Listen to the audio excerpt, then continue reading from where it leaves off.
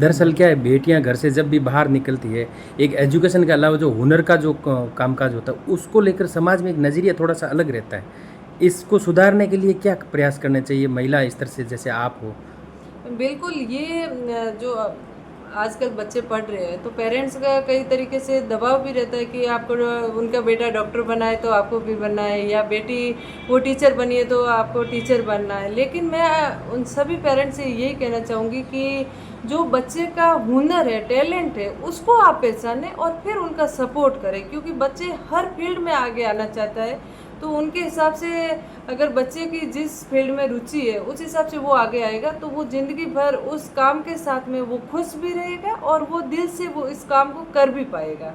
तो उसमें आप उनका सपोर्ट करें। शुरुआत जब मैंने की 2008 में, मैंने मेरे खुद के रोज़गार के लिए की थी, लेकिन फिर मुझे लगा कि ये समस्या सिर्फ मेरी अकेली की नहीं है। रेत की टिब्बों के बीच में दूर दूर ढाणियों में जो महिलाएं बैठी हैं, उनके पास में भी रोज़गार का कोई साधन नहीं है। तो मुझे मेरी बहनों के लिए काम करना है, तो यही सोचा था। लेकिन इतना इजी नहीं था महिलाओं को काम से जोड़ने का।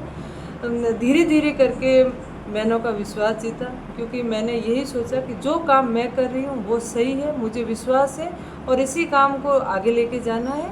तो धीरे धीरे जो जिस तरीके से बहनें साथ में जुड़ी, और आज 50,000 से ज़्यादा बहनें हमारे साथ में जुड़ी हुई हैं। शुरुआत में कितनी दिक्कत आई? कभी मनोबल टूटा?